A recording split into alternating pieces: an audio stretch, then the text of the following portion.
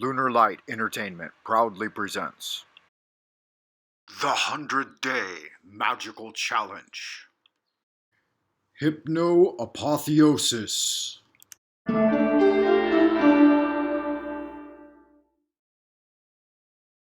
Frank, good to see you again. Good to see you, Tomas. Hope you're doing well. Oh, I'm doing excellent. I'm doing excellent. We are talking in this video. We're going to be discussing a little bit about inductions, right? In other videos, we've talked about intention a little bit. We've talked about the nature of trance. We've talked about the model that we have of the conscious, subconscious, and unconscious mind. All very interesting conversations. You should definitely check that out.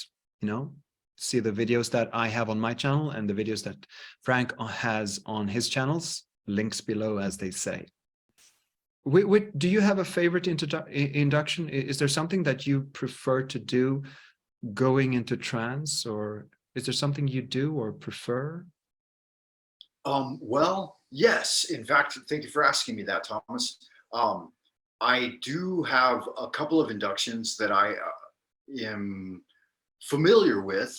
Again, my very first induction into hypnosis was a combination of the staircase and an elevator. So the hypnotherapist started with progressive relaxation. And then when I was fully in a very deep, relaxed state, which was obvious, I guess, by my body's physiology, near sleep type experience, but still responsive to questions, she took me up an elevator into a control room. And so it was similar to a guided meditation. But I remember quite clearly when she brought me back down into the waking state, there was a staircase. And so it was up an elevator and down a staircase. And so I've utilized that one a lot throughout my personal self-hypnosis experiences. But another one that I actually experienced with you, Thomas, for the first time was a tactile induction. And so the lifting and dropping of the hand and the touching of various parts on the body, like a tap on the shoulder or a tap on the hand. And I found that one to be, especially if you have rapport with your hypnotherapist, that direct human contact seemed to take the depth of trance to a very visceral level. Yeah. Thank you for clarifying what you mean by various parts of the body. Yeah, right. Everything here is above board, right? So yes. Yes, it's shoulder, it's arm, it's hand. If okay, depending on how you sit in front of your client, maybe you can touch them gently on the knee as well.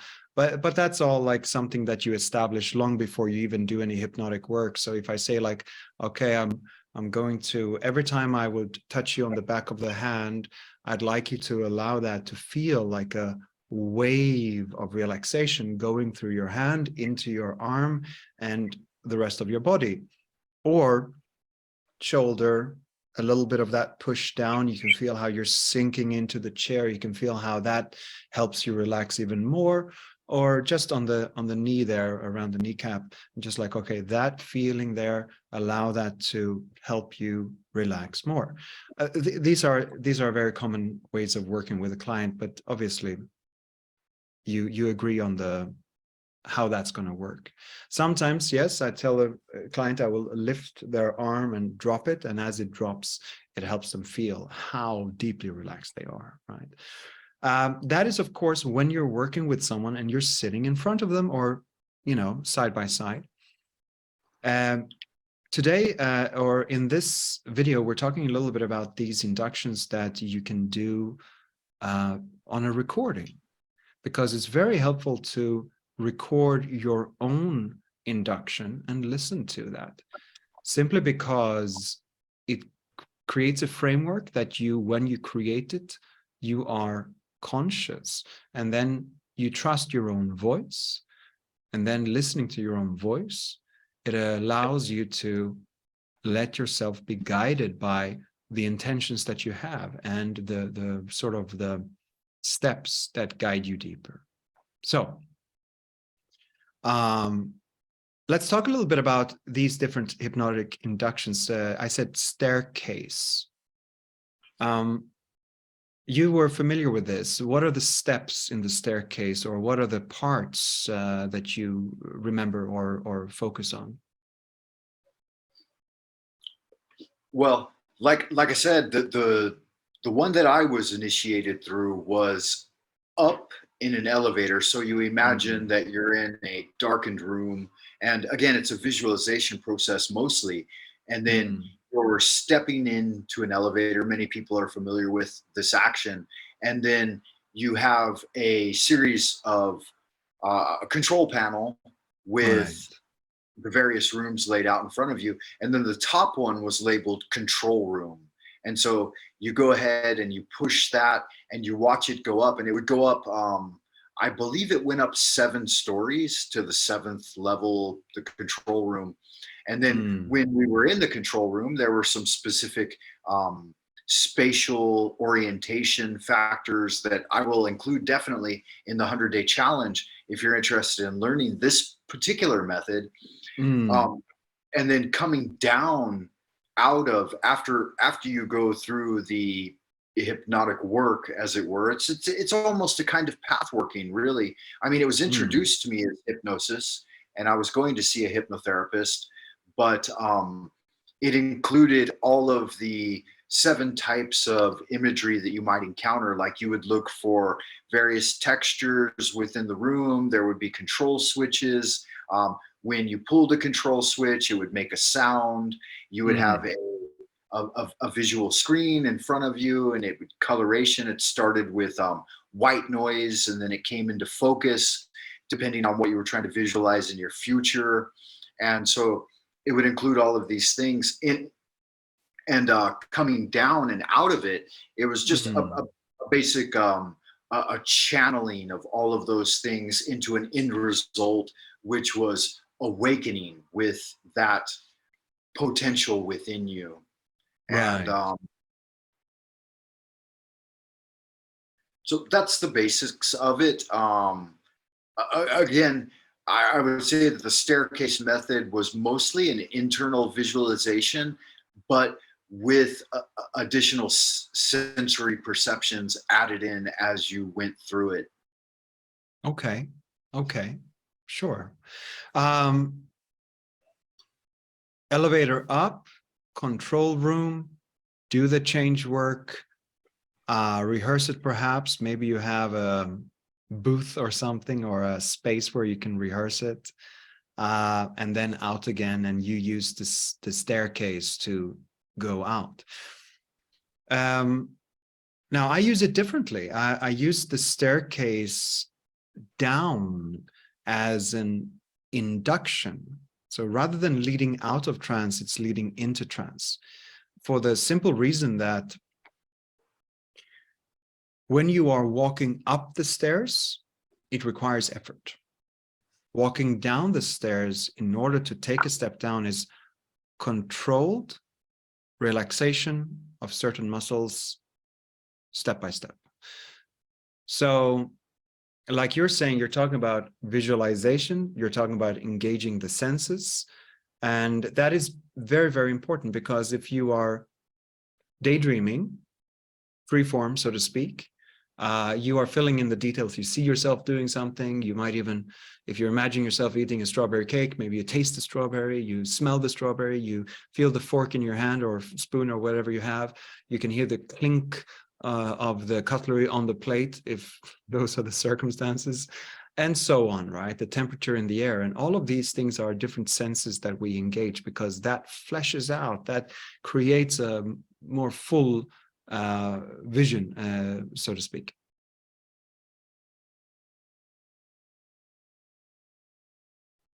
The staircase induction the way I use it, and which many people respond to very well in self-hypnosis or in a hypnotic induction with a client and hypnotherapist in the same room, is this. Close your eyes for a moment. Imagine a staircase, not one you use every day, maybe a holiday, maybe where you lived somewhere long, long ago, or an imaginary staircase. Imagine that you're standing at the top of this staircase. Looking down, there's about 20 steps or so. Just get that image of what it's like. The way your feet feel on the top of that stairs.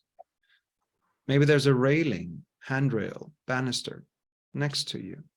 You can reach out and hold and make sure that you have perfect balance. What does that feel like? Under your palm, under your fingers? What does it feel like under your feet? And what does it look like? If you shift your weight on the stairs, is there a sound? If you move or lift a foot, is there a scraping? Is there a swoosh? Is there another sound? What's the temperature like? Where does the light come from? Simply picture that, imagine that, and take in through all of your senses the experience of standing at the top of the stairs. And when you have that in your mind clearly, just say yes. Yes. There you go. That's the beginning, because what you need to do is to fill this picture so that it becomes real, but of course it's inward. Next step is quite simple as well, but very important. Before you walk down these stairs, imagine what that experience is like. In order to take a step forward and down, you need to engage and choose perhaps which leg that you are going to lift and which leg is going to take your weight. Shifting your balance ever so slightly to that leg that's taking your weight, making sure that your hand on the railing is helping you stay balanced. Maybe slight tension in your shoulder, slight tension in your wrist, engaging those small but very important muscles. The way your leg, which is now lifting, how the way your muscles in the hip is simply lifting the leg up and allowing it to swing forward as you shift your weight. Is there a sound? How does your visual perception change? And then as you are moving forward and down and allowing your back leg to relax and bend in a controlled and gentle fashion, your forward leg, does it touch down with your toes first, with your whole foot? And then you transfer your weight onto that forward leg. And your hand is also moving forward.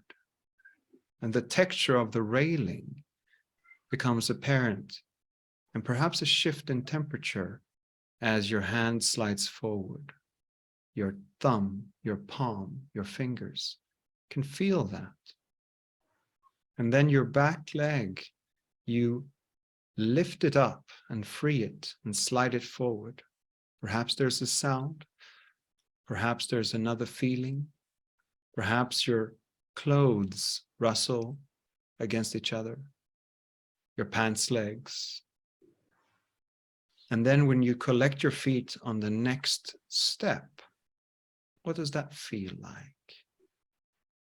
That shift in weight as one of your feet can relax. And now, once again, you're perfectly balanced. when this whole experience of taking a step down, when you have that clear in your mind, just say yes. Yes. Very good. Now, in a moment, I'm going to count from 1 to 20. And with each number that I count, you can simply take one step down. Let's begin with the first step. 1. And as you are moving forward and down the steps, you can allow yourself to relax a little bit. And each step that you take down can help you relax even more. Each breath that you breathe in, and then when you breathe out, relaxing. Allowing your mind and body to be as comfortable as you want to be now, and as comfortable as you can be. And 2. Continuing down the steps, relaxing with each step, each breath that you breathe out, allowing yourself to be comfortable in body and mind.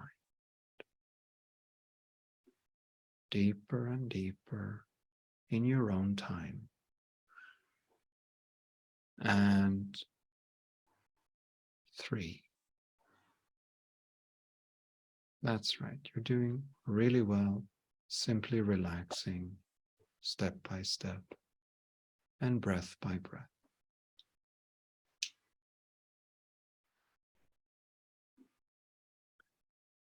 And 4. And the more you relax, the more comfortable you can feel. And the more comfortable you feel, the deeper you can go into this wonderful, comfortable, hypnotic state. And the deeper you go into this hypnotic state, the more you can relax, step by step, breath by breath, deeper and deeper. And 5.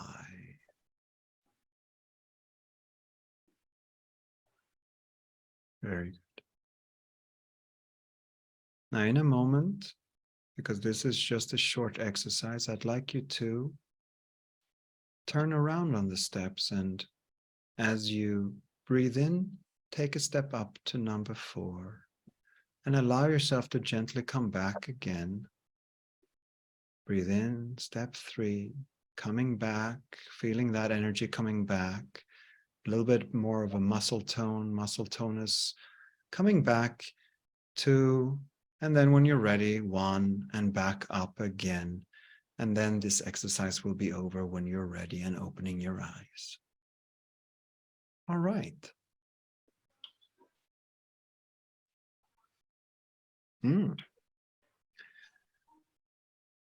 So, wow, I plan to stay there for a while. I know, and there'll be more. But as an introductory video, let's not, right? Certainly. A few things that the structure of this very, very straightforward, as you could follow. Use all of your senses to the best of your ability to paint that picture, that situation. Step 2, rehearse what it's like to take that step down. Rehearse so that it's clear in your mind, so that there are no real surprises on your walking down. There's no hesitation about what it means to take that step. And Then my instructions, or my suggestions rather, which you can choose to follow or ignore, are dependent suggestions, which we have covered in a different video. As you do this, you can do that, right? As you breathe out, you can relax. Go deeper and deeper, which is very common expressed, go deeper and deeper. And then finally, one more suggestion that we haven't discussed is looping. Looping is quite nice. The more you relax, the more comfortable you can feel. The more comfortable you feel, the deeper you can go into a hypnotic state. The deeper you go, the more you can relax. The loop is complete. And that means that relaxing leads to comfort, leads to hypnotic state, which leads to relaxing. You can make the loop even bigger. You can do 5 or even, I don't know how many. I just chose 3 for the simplicity of it. So yeah, as you spoke, I could feel that. And I could feel that as you said those things to me, I was able to attach various other elements to it. As you had me relaxing and stepping down, I could feel the illumination increasing from above.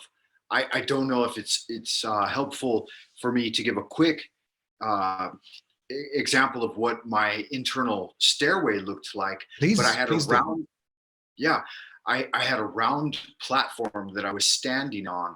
And as you had me shifting about on it, I could feel the swirling nature of the hand railing off to the side.